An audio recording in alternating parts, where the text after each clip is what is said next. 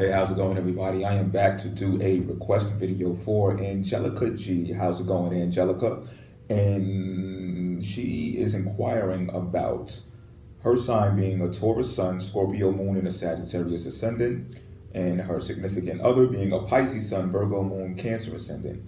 She wants to know, what do I think about this placement? Also, she got a bit narrowed and focused, thank you, Angelica, by being curious about if the earth or water signs, or earth and water signs, excuse me, and their sun and moon work to their benefit. Okay, so once again, thank you for being stern and firm and knowing exactly what you want, Angelica. I say like this, right? This is always a question that's brought to my attention as far as the sun signs being water and earth. It's like this. It's like, water hitting the dirt makes it cool, makes it gushy, so you can like walk in it and it feels nice under your feet, right?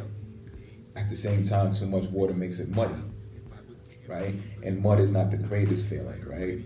So it's sort of like, this is the way you could think about that with the Pisces energy. If it soaks onto the Taurus sun, then it gets muddy and mushy, and Taurus may not be able to handle that. Because Taurus, like Pisces, do like their space, and but they'll experience it and like respond to it differently than a Pisces would. Pisces would get irritable and get moody and say, but Taurus might be more cool about it and might even be too cool about it and like turn up their face or something, like, you know what I mean? And that can rub Pisces the wrong way, so they still be like, and get irritable behind that. You understand what I'm saying? But with this understanding that that can happen, to give each other space, that's how it works to your benefit. And if the earth, which is the Taurus, is too dry, the Pisces gets bored and must draw back out to sea. So, you make it work. You make it work. At the same time, I think communicating that will be best for the Pisces sun to do to the Taurus sun, because Taurus sun has this possessive quality about themselves, and come to find out, I'm starting to learn that all Tauruses aren't possessive. So I'm told, you know what I mean? And I'm not going to concretely say that that's the truth yet. However, just in case you are the type of Taurus sun that does have a sense of possessiveness about yourself, you have to understand that you can't eat your cake and have it too. And that, by the way, is the correct way of saying it. You can't eat your cake and have it too. So if you want your space, you should be able to give your Pisces space too. And that means allowing them to swim without being on them and saying, well, where are you? You know your minds. What are you doing? Get over here. You know what I'm saying? That Taurus talk, because that's Taurian talk. So let me get deeper though into the moons, because you asked about the moons too, right? With the Taurus moon being inside of Scorpio. Right, Scorpio moon for the Taurus sun and a Virgo moon for the Pisces sun. So with this, right, this is an investigative battle. This is what I'm going to tell you right now. And depending on how logical you two are together, depending on how much thinking benefits your interaction, will depend upon whether it will benefit you or not. Because, okay, let me tell you the pros and the cons. Let me start with the pros, because the cons are kind of obvious with those two moons. The pros are, there's this deep intensity that Scorpio moon possesses, and it can be fruitful depending on how the psychoanalysis part goes down.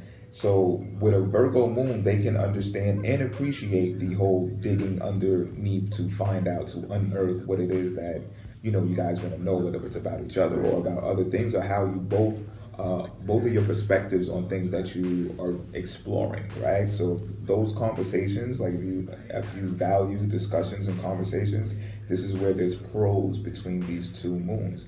Because Scorpio, the 8th house energy, Pluto, is the reason why they are digging is to bring something up that can transform or make a transformation. And if you guys want to make a transformation in your relationship, that is great. Now with Virgo moon being the analytical one, they will appreciate that, because they will know exactly what Scorpio moon is doing in those interactions.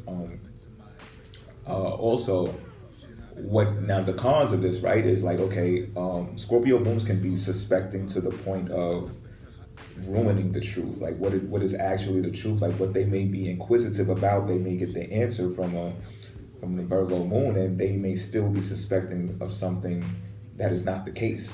Like sometimes Scorpio moons can believe that they're so like private and like, you know, so sneaky and being detectives and stuff like that. Like they will overlook the evidence that is right in front of their face, and that will make a Virgo moon very upset. Irate is the word, not very upset, because it's very difficult for a Virgo moon to even express emotions, period. However, this irate, this frustration, which is like more of a mental emotion, will become evident in the Virgo moon, and it's going to be hypercritical to the point where this may start an argument. It's like, well, what would make you say that when I told you, you know, things like this you can expect to be said in a quarrel or whatever the case may be. And, you know, the way that, or how sharp a Virgo moon and critical can be inside of an argument or a debate may trigger the Scorpio moon into that dark side that people don't want to talk about.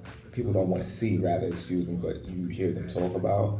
So it can get turbulent there. So the best thing to do is, hopefully, when you guys are mature, or with the things that you are mature about, discuss those things. Don't play too much into the, you know, the things that may bring both of you hurt, or the experiences that you know hurt each other. Like, don't dig there. That's not a place to be digging. We should be digging in new territories that pertain to exploration.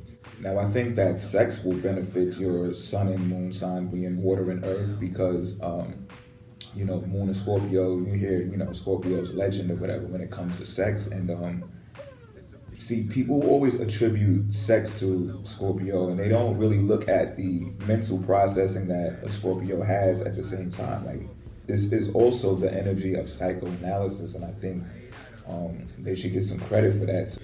And but no, for real, like, they really do have depth to them. And so with that being said, you know, Virgo moon, it may not appear that they may be sexual people. However, they are research people when it comes to sex. Like, they like to know how they feel when they're having sex, or they like to anticipate sex even to see, oh, okay, well, you know, they'll prepare for it and stuff like that, you know. So depending on what type of relationship you guys have, like, this can be an exploration in the bedroom too, is pretty much what I'm saying. Matters of research, if you guys are in the same field together, like, matters of research would be great. Like, if you can, you know, whatever, explore anything. That's what I'm saying. The pros of these moons is exploration, flat out. I mean, really, to be real with you, I think the ascendants is the things that you have to worry about more, and have to focus on how to make that beneficial for you. So let me think. Like, okay, you got a mutable Sagittarius ascendant, and then you have a cardinal Cancer ascendant. Like, these days, I mean, it's difficult, right? Because Sagittarius ascendant can be real snappy, and that bluntness may rub the Cancer ascendant the wrong way. You know, they may be like, who are you talking to? Who do you think you're talking to? Eventually, you know what I mean? Because Cancer ascendants, Cancer ascendants, they are really about that life if you press them. You know what I'm saying? And I'm not saying that you guys are turbulent or anything. I'm not saying this in a threatening manner, but what I'm saying is that nurturing, caring, concerning part about them, like shouldn't be taken for granted, is pretty much what I'm saying. And Sagittarius ascendant has the tendency to be snappy and blunt in their delivery and their approach, and the Cancer ascendant is going to move more sideways with that. So they're kind of like sizing you up when this happens, and this can cause some type of alienation among the Cancer. The Cancer may retreat back into their cell and start like leadership projects on their own without the mutable Sagittarius ascendant. So I think if anything, that's going to be your challenge. I know you asked for the benefits, but you know, I gave them, but I also want to give you a heads up to look out for your ascendants. And the reason being is because the ascendants is your game face, it's what you show each other. You know, you probably know each other well enough now to really know your sun signs. I'm guessing, I don't know. But with some people, or with most people rather, they show their ascendant signs more. Like, they filter information.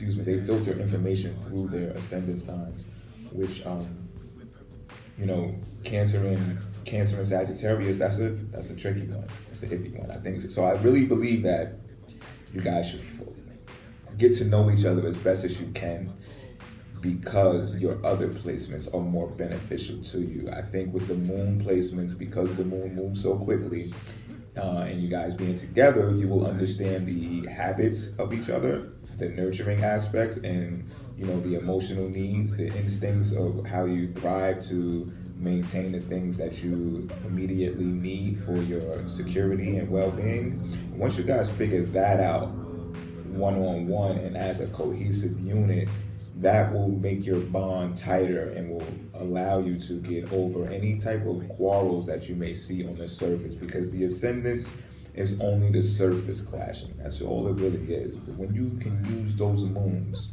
that investigative energy on both ends, investigative on Scorpios, more analytical and discerning on Virgo's end, then you guys will do great. I think that's your most powerful approach to these placements. Hope that helps, Angelica. If you have any more questions, get in the comment box, or you can message me the same way you did. You can comment and I will get back to you. Hope this helps. I'm out.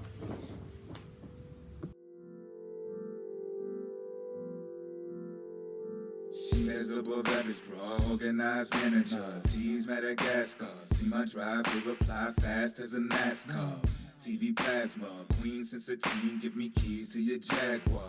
Oh, I'ma hop into my avatar. You should hop into your avatar. Let's update each other's repertoire. As above, as below, I hop into her avatar. She has above average, bro. Hop into that avatar. T's Madagascar. See my drive, they reply fast as a NASCAR. Caged in my cage for days and on now. She pleases, I refrain, jealous of Mary Jane, cause my aim is a mouth. No smoke in my face, don't play that in my house. So obey, okay, emoji, be devout. These days so sane, I don't even drink a style. If I was getting paid, but she pop up on my ride. Spider mining all this data, you should be in my cloud. You wanna sit and sip, go ahead lay down on the couch. Find out how to pay the rent, that's the way to stay around. I'ma hop into my avatar. You should hop into your avatar. Let's update each other's repertoire. As above, as below, I hop into her avatar. She has above average, bro. Hop into that avatar. Hard drive in the software, I'm a passenger. Blue and purple hair, suck the Kool-Aid right out of her. Had the lady scared, saying prayers, said I'm drinking her. Buns in the air, everywhere, if I'm backing her. Buns in the air, everywhere, I'm a special her. Put my balls in the court, high like my camera. Put some points on the border. You want me to tackle you? You wanna be locked down? You want me to shackle you? Yeah, shorty's on me, but I ain't jacking her. Dust settles, I don't. I do the spectacular. As above, as below, speaking my vernacular. I'ma hop into my avatar. You should hop into your avatar. Let's update each other's repertoire. As above, as below, I hop into her avatar. Put them rose petals on my wood. If we hanging out, two-face, homie, then chick, still I bring it out. Do a red pick, make a wish, bring it out. Stuff my candlestick in your cake, turn that cake around. I'ma hop into my avatar. You should hop into your avatar. Let's update each other's repertoire. As above.